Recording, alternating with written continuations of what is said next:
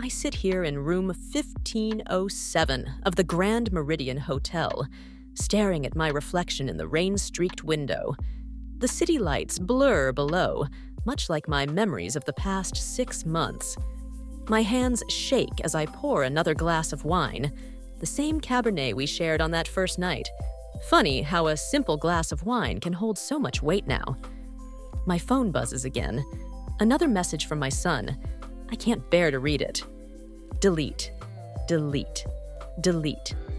How do you tell your own child that you fell in love with someone his age? That you were foolish enough to believe in a fantasy that was never real to begin with? 6 months earlier. The autumn air was crisp that Saturday afternoon. The stadium buzzed with the usual game day energy. Marching band practice, tailgaters setting up their spots, and proud parents filing in to watch their children play. I was just another mom there to support her son, or at least that's what I thought I was. That's when I first saw him, Tyler Matthews, jersey number 83. Even from the stands, there was something different about him. He spent most of his time near the coaching staff, clipboard in hand, with a sophistication that seemed out of place in college football. 6'2" of pure charm and youth, with a smile that could light up the entire stadium. I remember thinking how odd it was that he looked almost nothing like the other players, more model than athlete. But what did I know? I was just a 51-year-old divorcee who hadn't dated since my ex-husband left 3 years ago. Throughout the game, my eyes kept drifting to number 83 on the sidelines. He moved with a confidence that drew attention, but rarely entered the field. At one point, our eyes met across the distance, and something in his gaze made my heart skip a beat. It had been years since anyone had looked at me that way, not as someone's mother, but as a woman. Little did I know that this moment, this seemingly innocent observation, would be the beginning of everything that would eventually shatter my world. That this young man, barely older than my own son, would make me question everything I thought I knew about love, trust, and deception. If only I had noticed how his attention seemed too perfect, too calculated. If only I had seen the man in the gray suit watching from the shadows of the tunnel, nodding as Tyler's eyes met mine. If only I had known that everything about that moment, from his strategic position to his carefully practiced smile, was orchestrated for reasons I couldn't yet imagine. But standing there in the stands, feeling the warmth of the autumn sun and the electric energy of the crowd, all I could think was, I never thought I'd fall for someone younger than my own child. God, how naive I was. After that initial encounter, I tried to focus on the game, but my eyes kept drifting to number 83 on the sidelines. Tyler wasn't a starting player, something that should have struck me as odd for someone with his apparent athletic build. He spent most of his time near the coaching staff, clipboard in hand. "Excuse me, Mrs. Peterson?" His voice caught me off guard as I was leaving the stadium. He'd changed into casual clothes, a crisp blue button-down that made him look older than his years. "I was wondering if you had a moment to discuss the academic assistance program." I smiled, confused. "I think you have me mixed up with someone else. I'm not part of the administration." His face flushed slightly. "Oh, I'm so sorry. It's just, you carry yourself with such authority. I assumed." He ran a hand through his dark hair, and I caught myself noticing how it curled slightly at the temples. "This is embarrassing." "Don't be embarrassed," I heard myself say. "I'm just Jake Harrison's mom." Something flickered in his eyes at the mention of Jake's name. So brief, I almost missed it. Jake's mom? No way. He never mentioned his mother was so... He caught himself, that charming smile returning. "Would you like to grab a coffee?" "I'd love to hear your perspective on the team dynamics. As a student coach, I'm always looking for insights." Every rational part of my brain screamed this was inappropriate, but there was something about his earnestness, the way he seemed genuinely interested in my thoughts. "There's a cafe just off campus," I found myself saying. The Sugar Bean Cafe was quiet that afternoon. Tyler pulled out my chair, a gesture that felt both oddly formal and sweetly old-fashioned for someone his age. We talked for hours. He was articulate, passionate about sports psychology, his alleged major, and surprisingly well-versed in topics I wouldn't expect from a 22-year-old. He asked about my work as an interior designer, listened intently as I described my latest projects. "It must be challenging," he said, stirring his third espresso, "balancing a creative career with family life after divorce." I froze. I never mentioned I was divorced. Oh, Jake mentioned it once. He recovered smoothly. He really admires how you handled everything. The mention of Jake brought reality crashing back. What was I doing here? Having coffee with someone barely older than my son? Someone who knew my son? The age gap yawned between us like a chasm. 30 years of experiences, cultural references, life lessons. "I should go," I said, gathering my things. It wouldn't be appropriate." "Sarah," he said softly, the first time he'd used my first name. "Age is just a number. What matters is the connection between two people." He reached across the table, his fingers brushing mine. The touch sent electricity through my body, awakening feelings I thought had long since died. "I have your son's game film to review anyway," he added casually. "But I'd like to see you again. Properly. No pretenses about academic programs or team dynamics."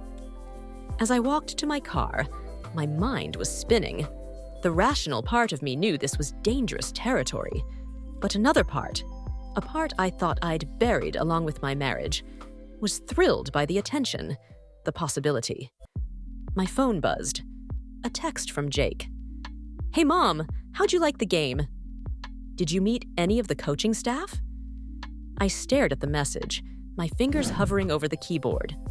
How could I tell my son that I'd just spent the afternoon falling for someone his age? That for the first time in years, I felt truly seen.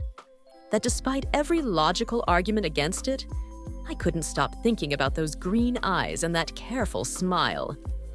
What I didn't know then, what I couldn't have known, was that Jake's text wasn't as innocent as it seemed, and Tyler's position on the coaching staff wasn't quite what he'd led me to believe. The seeds of deception had already been planted. I just couldn't see them growing yet.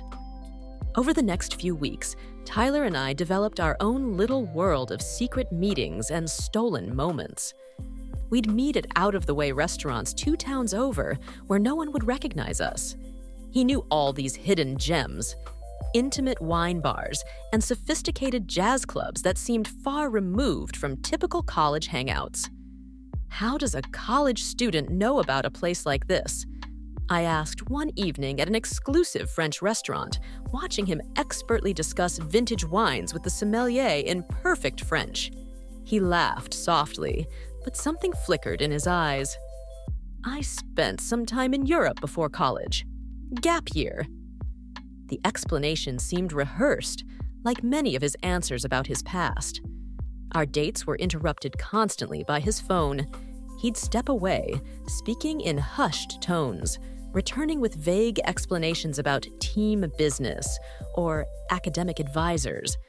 But I'd caught fragments of conversations that didn't fit. "The transfer is complete," or "Target is in position." One rainy Thursday, we met at a small Italian place in Millbrook. Tyler was distracted, checking his phone every few minutes. "Everything okay?" I asked, touching his hand. "Just some drama with the coaching staff," he said, but his smile didn't reach his eyes. A text lit up his screen. I caught a glimpse of what looked like coordinates before he quickly turned the phone over. That night, things changed. We were leaving the restaurant when Tyler got another call. "I have to take this," he said, handing me his car keys. "Wait in the car? I'll just be a minute." I sat in his sleek black Audi, another detail that seemed odd for a college student, and noticed a manila envelope peeking out from under the passenger seat. I shouldn't have looked. Everything would be different if I hadn't looked. Inside was a document with an official-looking letterhead. Operation Red Zone, Target Assessment. My heart stopped when I saw a familiar name. Harrison, Jake. Student Athlete ID 847562. Before I could read more, Tyler was opening the driver's side door, rain dripping from his hair. He saw the envelope in my hands, and for a split second, his charming facade cracked. Something cold and calculating flashed across his face. "Found my economics homework?" he said lightly, but his hand was firm as he took the envelope. Too firm. "Tyler," I started. "What?" He cut me off with a kiss that made me forget everything, almost everything. But later that night, alone in my bed, the questions came flooding back. Why was my son's name in that document? What was Operation Red Zone? And who was Tyler really working for? I grabbed my phone to call Jake, then stopped. How could I explain what I'd seen without revealing my relationship with Tyler? And something told me that might be exactly what Tyler was counting on. The next morning, I got a text from an unknown number. "Some secrets are better left uncovered, Sarah." When I tried to call Tyler, his phone was disconnected. After that night in his car, I couldn't shake the feeling that I was caught in something much bigger than a May-December romance. The threatening text kept me up at night, and Tyler's sudden disappearance only fueled my growing paranoia. He reappeared 3 days later, as if nothing had happened. "Phone trouble," he explained with that disarming smile. But now I was watching more carefully, collecting the inconsistencies like pieces of a darker puzzle. One afternoon, I drove to the university's athletic department, claiming I was dropping something off for Jake. Tyler Matthews? The secretary frowned at the name. "We don't have anyone by that name on our coaching staff." She pulled up her computer records. "Are you sure about the spelling?" My hands trembled as I drove home. I began digging deeper, my interior design work forgotten, as I pieced together Tyler's contradicting stories. He'd claimed to be a graduate student in sports psychology, but mentioned taking undergraduate classes in business. His supposed European gap year timeline didn't match his claimed age. He'd told me he grew up in Boston, but once mentioned his high school years in Seattle. The expensive restaurants, the Audi, the designer clothes, none of it fit with his story of being a student coach. I started following him, not my proudest moment, but fear and curiosity drove me to desperate measures. One Tuesday, instead of the team practice he'd mentioned, he drove to an office building downtown. Through the glass doors, I watched him greet men in suits with the easy familiarity of a longtime colleague. He wasn't dressed like a college student anymore. His outfit screamed corporate executive. That night, I confronted him over dinner. "Tell me about the football team's strategy for Saturday's game," I asked casually. He launched into a detailed analysis, but I'd done my homework. "Interesting," I said, "considering they changed the entire playbook last week. Jake told me himself." Tyler's facade cracked for just a moment, a flash of something dangerous in those green eyes. "Sarah," he said softly, reaching for my hand, "you're being paranoid. Is this about the document you found? I told you, it was just—" My phone buzzed. An email from an unknown address. The subject line, "What Tyler Matthews really is." I opened it under the table, my blood running cold as I read. "Mrs. Harrison, your boyfriend isn't who he claims to be. Neither am I. But unlike him, I have nothing left to lose. Meet me tonight at midnight at the Riverside Cafe. Come alone. You need to know the truth about what they're planning for Jake. Amanda W." Attached was a photo of Tyler in a military uniform, dated 2015. He would have been 17 then, according to his claimed age.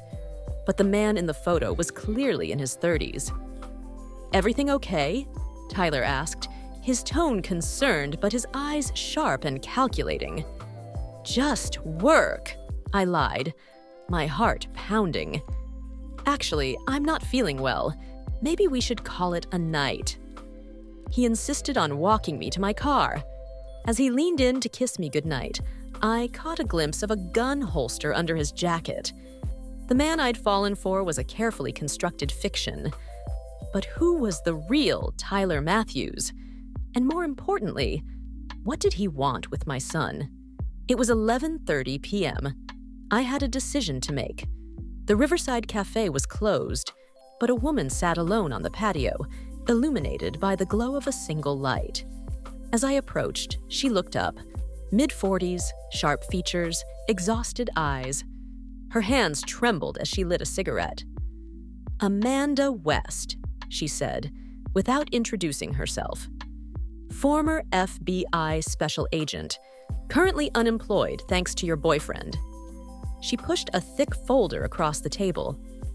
"Tyler Matthews isn't 22. His real name is James Carson, age 37. He's been running this same operation at universities across the country." My world tilted on its axis. The photos spread before me showed Tyler, James, over the years. Different names, different schools, same operation. What operation? My voice barely worked. Point shaving. They target promising college athletes, manipulate those close to them to gain intel, then blackmail them into throwing games. The gambling syndicate makes millions. She took a long drag. "Your son is their next target. Jake's position as quarterback makes him perfect." The pieces started falling into place. The mysterious phone calls, the document with Jake's name, Tyler's sudden interest in me. But why me? Single parents are ideal targets. They're often lonely, vulnerable. Plus, you're Jake's confidant. Through you, they learn about his weaknesses, his financial struggles, his dreams, everything they need to manipulate him. My phone buzzed. A text from Jake.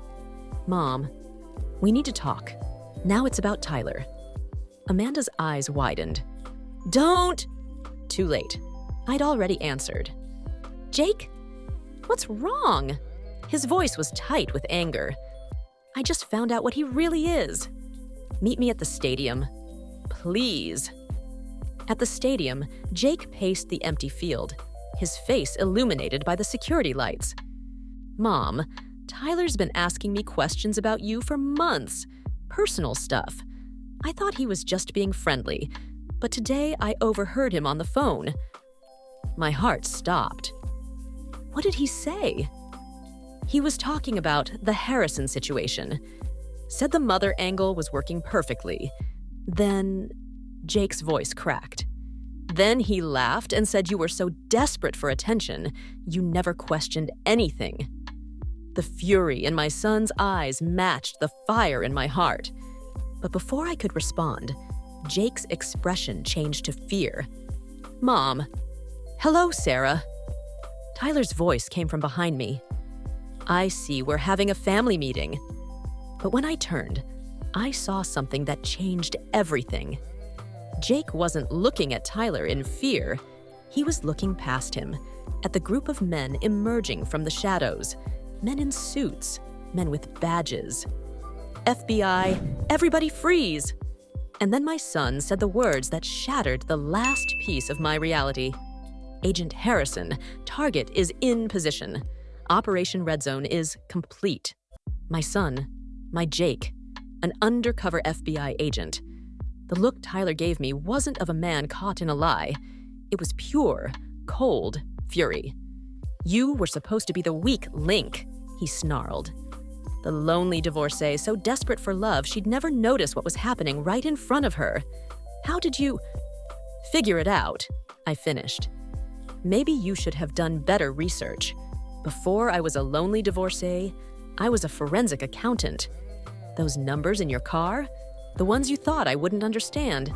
They weren't coordinates. They were betting odds.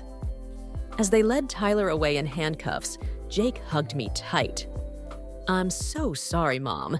We needed his guard down. Using you. It was the hardest decision I've ever made. I looked at my son.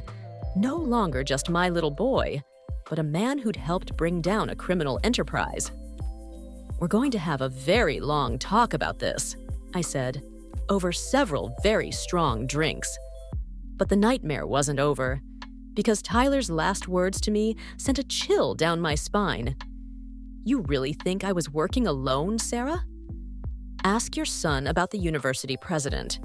Ask him about why they really made him quarterback. Jake's face went pale. 2 days after Tyler's arrest, I sat in La Maison, the same French restaurant where he'd once charmed me with his perfect accent. But this time, I wasn't here for romance. Across from me sat University President Richard Coleman, his usual polished appearance showing signs of strain. Mrs. Harrison, he smiled tightly. I was surprised by your invitation. Were you, Richard? Or were you expecting this conversation ever since Tyler's arrest? His hand trembled slightly as he reached for his wine. Jake had warned me to stay away, that this meeting was too dangerous. But I needed answers. You know, I said, casually pulling out my phone, forensic accounting is fascinating. Follow the money long enough, and you find the truth. I played the recording from my phone, Tyler's voice crystal clear. Coleman's been running this for years. My job was just to identify vulnerable players and their weak spots. The president handles the bigger picture. The color drained from Coleman's face. Around us, the dinner crowd continued their meals, oblivious to the drama unfolding. You don't understand, he hissed. The university was drowning in debt. The gambling syndicate offered a solution. We never meant to hurt anyone. And my son? Making him quarterback. Jake was perfect, talented enough to be believable, but with just enough financial pressure to be vulnerable. When our usual methods didn't work, we needed someone close to him. That's where you came in. The pieces clicked into place. You recommended me to Tyler. Your divorce, your financial struggles after leaving your accounting career. You were ideal. Tyler was supposed to romance you, learn Jake's weaknesses through you. We never expected that I'd remember how to follow a money trail. I smiled coldly. Or that Jake was already working with the FBI. Coleman's eyes darted to the exits, but I could see the moment he realized we weren't alone. Agent Amanda West at the bar, 2 more agents by the door, my son, in plain clothes, watching from a corner table. It's over, Richard, I said softly. The FBI has your offshore accounts. They know about the shell companies, the bribes, everything. He lunged for my phone, sending his wine glass crashing. The restaurant fell silent. In the chaos that followed, agents moving in, customers gasping, Coleman being led away in handcuffs. I caught Jake's eye across the room.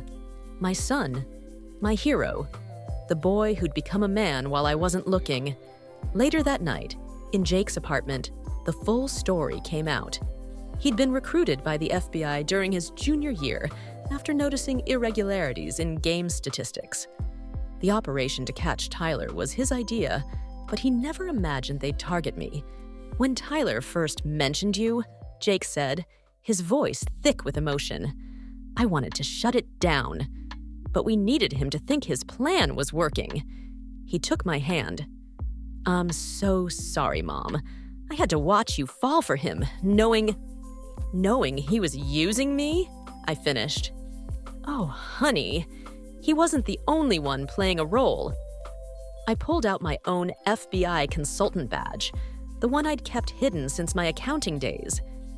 Did you really think your mother gave up forensic accounting just to design living rooms? Jake's jaw dropped. You were undercover too? Let's just say Tyler wasn't the only one gathering information these past 6 months. For the first time in this whole ordeal, we both burst out laughing. A mother and son, both living double lives, both fighting the same battle from different angles. But in my purse, my phone buzzed with a text from an unknown number. The president was just a pawn. The real game is just beginning. I showed it to Jake. His face hardened. Mom, there's something else you need to know. Something bigger than point shaving and gambling. Something that goes all the way to Washington. Back to present day. Room 15. 07, Grand Meridian Hotel. The wine in my glass has long since warmed to room temperature as I finish documenting everything that happened. Outside, the rain has stopped and dawn is breaking over the city. It's been exactly 1 year since that night at La Maison. People often ask me if I regret falling for Tyler's deception. The truth is more complicated. That romance exposed one of the biggest corruption scandals in college sports history. 32 people were arrested across 7 universities. The gambling syndicate lost millions. And my relationship with Jake? It's stronger than ever. I've returned to forensic accounting full-time, but now I work with the FBI's Special Sports Fraud Division. Turns out being the desperate older woman makes me the perfect undercover operative. Who suspects the interior designer with a weakness for younger men? Tyler, or James Carson, is serving 20 years. President Coleman took a plea deal, but the investigation is far from over. Those text messages about Washington weren't just threats. They were breadcrumbs leading to something bigger. Last week, I received a package. Inside was a single playing card, the Queen of Hearts, with coordinates written on the back. Jake recognized them immediately. Mom, that's the location of the next Super Bowl. So, here I sit in this hotel room, preparing for another operation. My son is asleep in the adjoining room, and in an hour, we'll meet our FBI handler. The designer luggage by my door is filled with surveillance equipment, not fabric swatches. My dating profile is active again, this time targeting a different kind of prey. You might wonder how I can trust anyone after what happened. But I've learned that trust isn't about blind faith. It's about understanding the game being played. Sometimes the person you think is the predator is actually the prey. Sometimes the victim is the hunter in disguise. As for that age gap that seemed so scandalous, it turns out Tyler really was closer to my age after all, just not in the way anyone expected. My phone buzzes. A text from an unknown number. Ready for another round, Sarah? I smile, picking up my purse with its hidden camera. Inside is a playing card of my own, the Queen of Spades. The death card, as poker players call it. Game on. But before I go, let me ask you something. How many times in this story did I tell you the complete truth? Are you sure the version you just heard is what really happened? Maybe the real deception isn't about age at all. After all, in my line of work, the best stories are the ones that hide in plain sight. Call coming in. Agent West time to go. But remember, not all May-December romances are about love. Sometimes they're about justice.